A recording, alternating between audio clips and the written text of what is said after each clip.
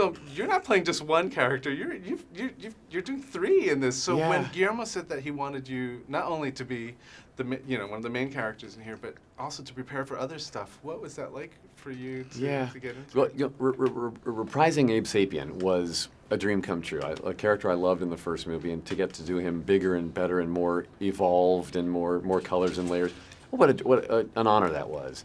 And reading the script and seeing Abe Sapien in so many scenes on so many pages of the script, then knowing, oh wait, he wants me to play the Angel of Death as well and the Chamberlain as well.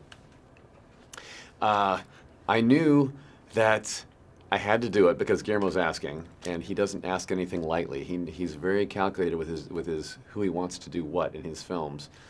So of course it was a no-brainer. I had to say yes, but I also realized I'm going to be tired. And at the end of this movie shoot, I have never been so spent and so drained and so a piece of my soul missing, all that.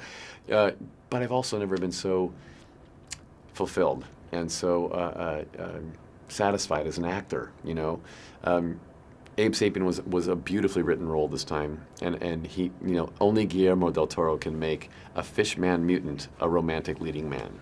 He pulled it off, and he wrote me the most delicious role ever with that. In addition to that, he designed and wrote a character that I get to say is now one of my new favorites. The Angel of Death has become another iconic film moment that I was blessed to be a part of.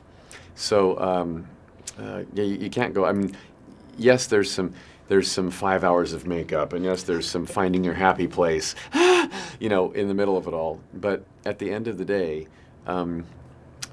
we've created a movie, and I've been a part of a piece of real art.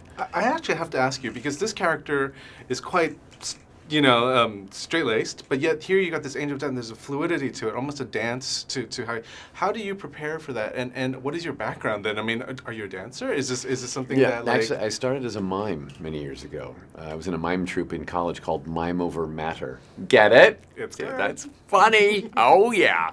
But having a mime background did help me in communicating with my entire body, or realizing that we communicate with our whole body. We all do it. I tend to talk with my hands anyway. I think communication is a full body experience because your words are half of what we're saying, but facial expression, body posturing and positioning, gesturing is the other half of it, really. If I say I like your shirt, I can do it in two ways, can't I? I can say, I like your shirt, or I can say, I like your shirt. So much difference in the story there, isn't it?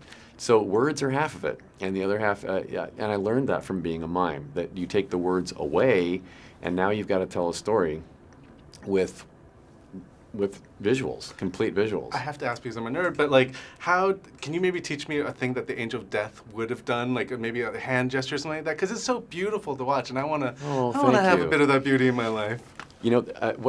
Speaking of beauty, the Angel of Death, I think, the Angel of Death was created with a purpose in mind and has been waiting for centuries to make that purpose realized. So he, she, we're not sure, has faded a bit and cracked a bit, and he, she doesn't know that. As the Angel of Death, I still thought I was the most beautiful creature alive. That was part of it. I looked kind of creepy and aged and spent, but the beauty was still in my mind. So part of that was talking about myself and what my purpose is, and doing this on my own face as I talked, right?